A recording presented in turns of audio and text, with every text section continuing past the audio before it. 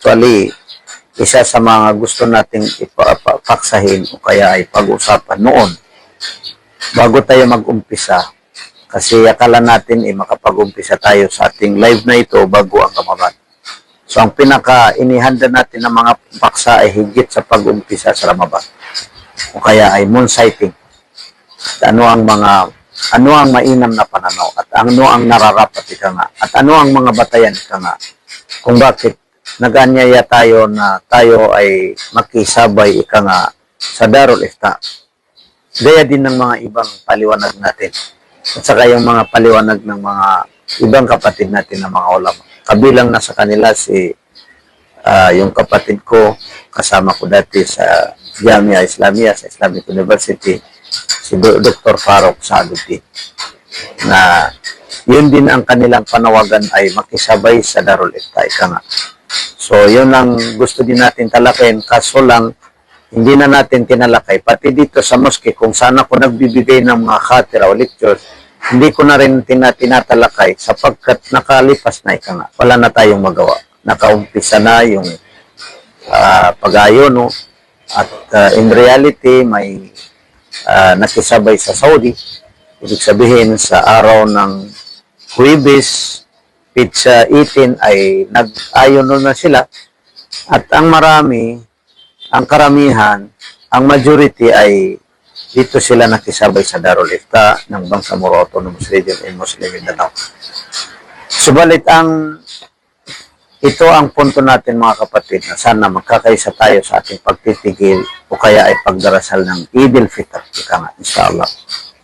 So, alam natin na ang pag-ayono sa buwan ng Ramadan ay either na 29 o kaya ay 30.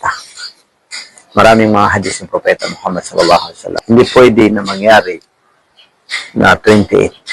Halimbawa, kung makita ang buwan, kung hindi makita ang buwan ay kumplituhin ang Sha'ban, kumplituhin ang Ramadan ika nga. Sa pagtitigil natin sa ating pag-ayon o kumplituhin ang Ramadan ng 30. Hindi rin maaari na maging 31. 31 ba, kumbaga. 31, kumbaga. Pero, halimbawa, kung hindi tayo makakaroon ng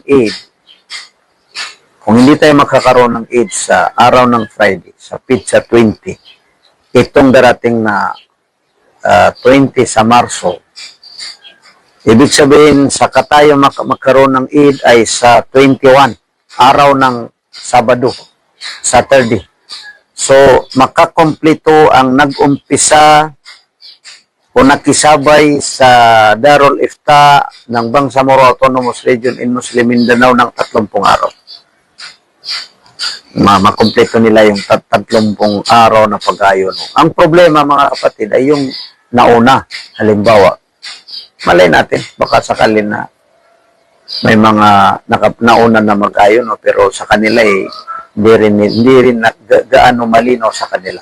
Kaya nakisabay na lang sila sa Saudi. Halimbawa. So, kung sakasakali na magkaroon sila ng layunin o kaya ay halimbawa, makakarating sa kanila itong panawagan natin. Halimbawa lang, inshallah.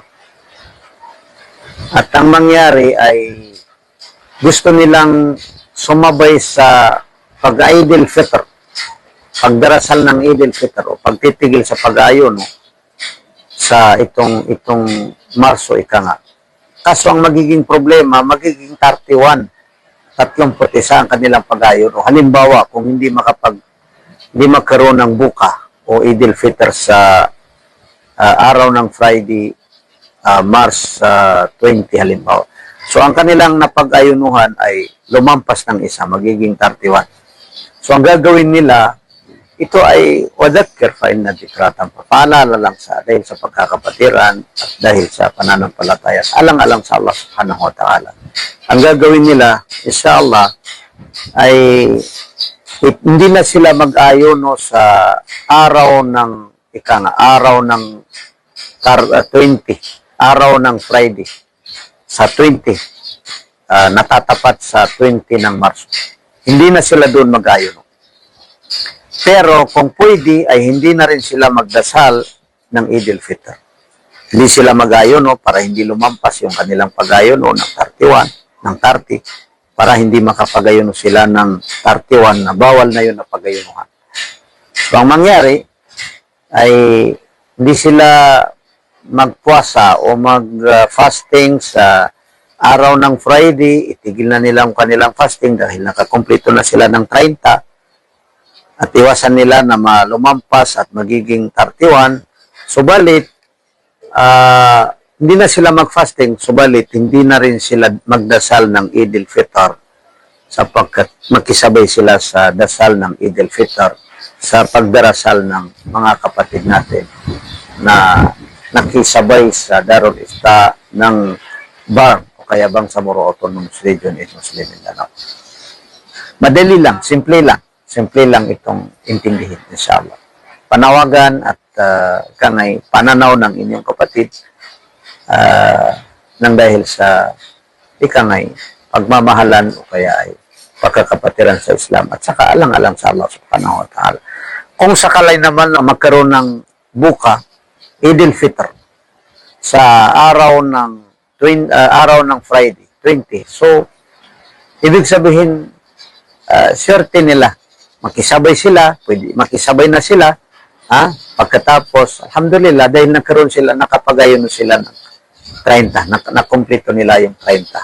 Tayo naman na hindi sumabay sa Saudi, ibig sabihin, ang pagayon natin ay sa araw ng Huwebes, page 19 sa February, so hindi natin nakumpleto yung ating pag-aayon ng 30 days. So balit lahat yun ay tama, mga kapatid. Huwag natin kaligtaan na maging 29 o kaya ay 30 ang ating pag-aayon ay tama din, inshallah, tatanggapin ng Allah subhanahu wa ta'ala ang mga pag-aayon natin na yan. Ang hindi lang tama at hindi pwede ay 28, maging 28 lamang o kaya ay lumampas ng 30, maging 31, inshallah.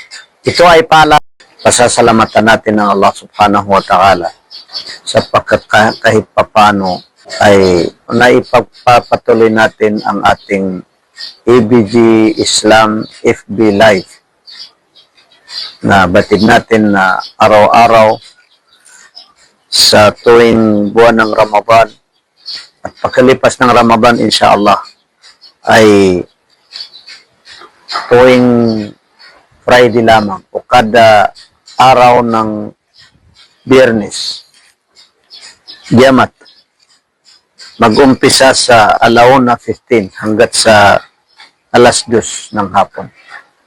Kung sakasakali, inshallah, na tayo ay makapagdasal ng Eid.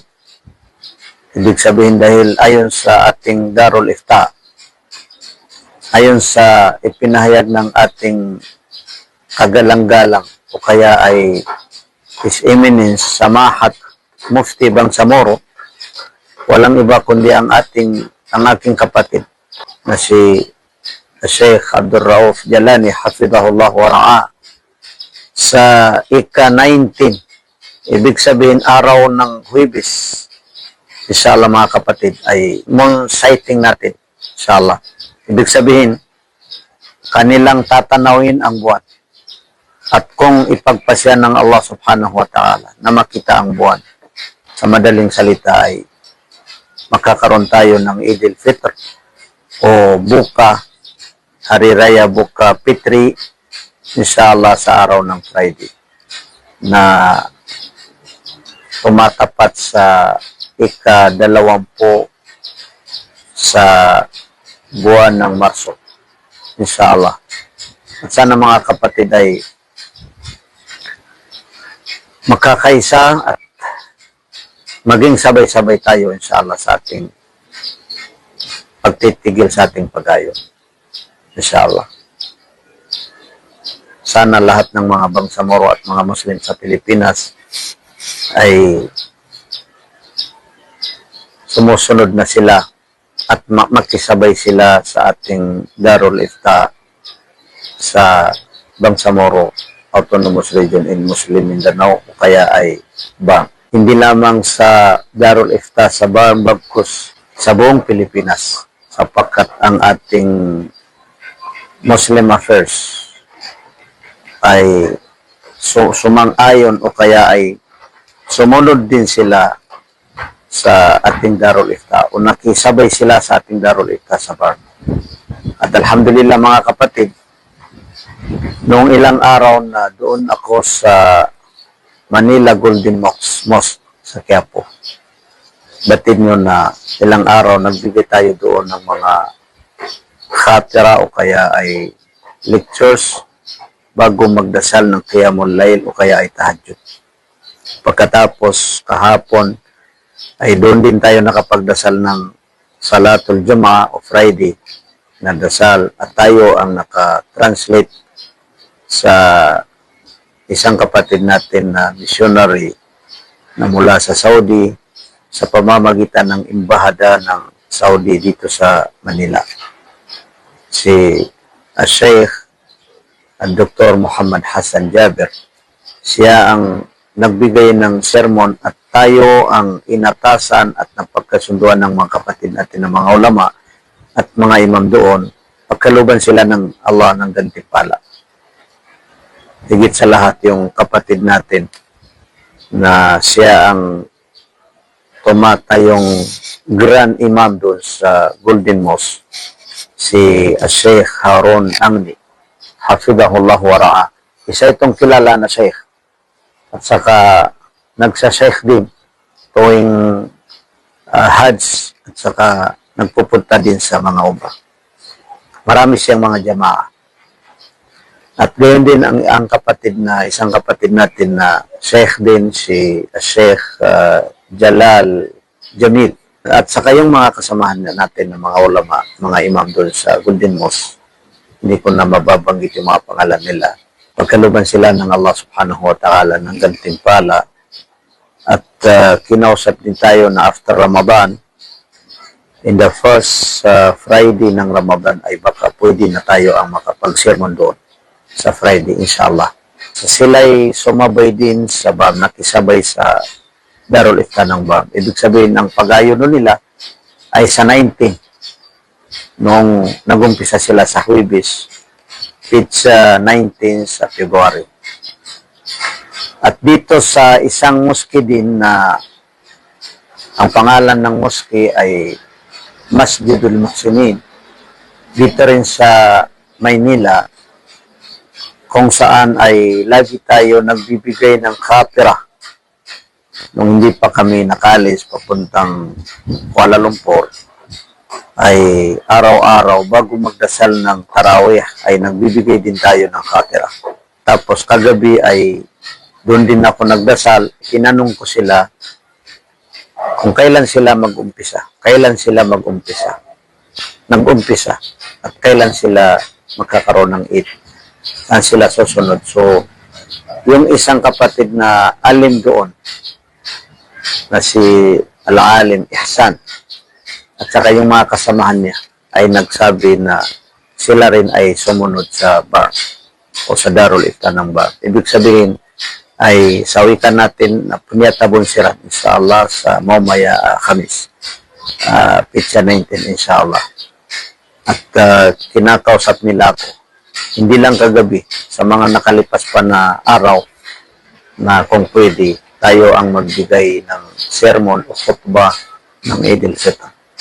So inshallah baka sakalin na pagkaloob o kaya ipagpasya ng Allah na tayo rin ang makapagbigay ng khutbah sa Eid al-Fitr inshallah sa kanilang moske o sa kanilang musalla dito sa banda sa Maynila inshallah. So napansin natin mga kapatid na halos nagkakaisa rin. At kung sakasakalin na yung mga hindi sila nakisabay sa Darul Ifta, ibig sabihin na una sila, pwede rin naman sila sumabay sa ating Eid al-Fitr.